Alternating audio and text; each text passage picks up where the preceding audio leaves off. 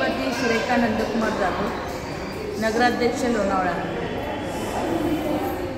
गेले 25 ते 30 वर्षापासून आम्ही वांगणी या मठामध्ये जातोय आणि आटले सरांचं बरेच वेळा आम्हाला एक मार्गदर्शन चांगलं झालं।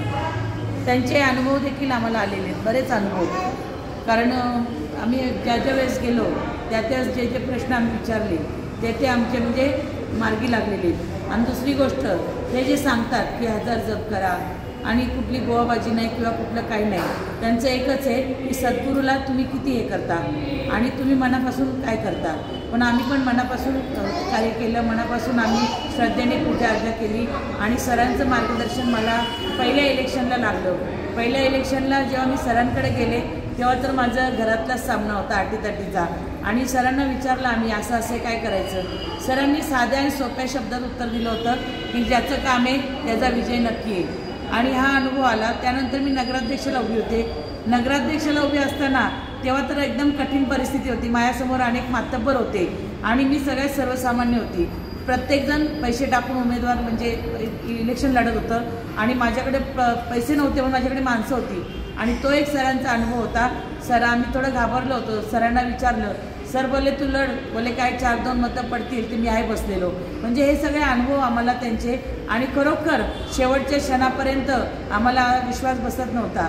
शेवटी लोखंडेंना पण जरा वाटलं काहीतरी गडबड आहे, त्यांनाही भीती वाटली म्हणून ते डायरेक्ट सरांना भेटले जाऊन। सरांना बोलले काय होईल, सर बोलले काय होणार नाही, विजय तिचा ते कोणी किती पैसे टाकू दे, नक्की तिचं सीट आहे ना नगराध्यक्ष तीच होणार आहे। आणि खरोखर मी 2,000-2,500 मतांनी निवडून आले, म्हणजे सरांच्या मार्गदर्शनानुसार।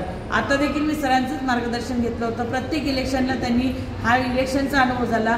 माझे मिस्टर आजारी होते, दवाखान्यात होते, त्यांनी सांगितलं की काय नाही होत, बोलले कॅन्सर बरा होता आणि खरोखर कॅन्सर बरा झाला।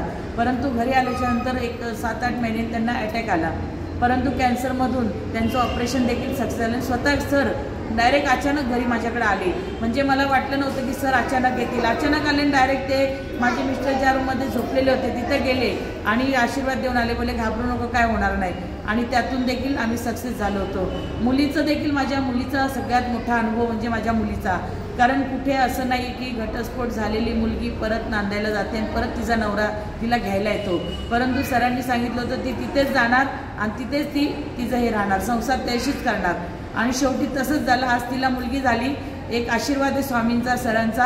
आज 9 महिन्याची मुलगी आहे। हे आमचे म्हणजे अगदी जवळचे अनुभव आहे, परंतु आम्ही एकच गुरु धरला ते म्हणजे आटले सर आणि त्यांचे मार्गदर्शन, त्यांचा अनुभव हा आमच्या कामी आला आणि आजही त्यांच्या आशीर्वादानुसार आज आम्ही इथपर्यंत आहोत। हा सरांचा आशीर्वाद आहे, म्हणून आम्ही वारंवार वांगणीला, सर जरी नसले तरी सरांचं वास्तव्य त्या वांगणीमध्ये आहे, मठामध्ये आहे, म्हणून आम्ही महिन्यातून एकदा तरी तिथे जातो। आता देखील 2 पौर्णिमेला मी त्या ठिकाणी गेले आणि अनेक लोकांनाही आम्ही सांगितलं आणि बऱ्याच लोकांना देखील त्यांचा अनुभव चांगला आलेला आहे आणि अनेक लोक त्यांना जोडले गेलेले आहेत। हा त्यांच्यात जी शक्ती आहे, जी ती उपासना करतात ती शक्ती आपल्याला कामाला येते आणि सरांकडे ती ताकद आहे, कारण तेवढ्या श्रद्धेने आणि तेवढ्या उपासनेने ते त्यांचं कार्य करत असतात आणि आजही त्यांचा आशीर्वाद आम्हाला आहे, हे आमचं भाग्य। धन्यवाद।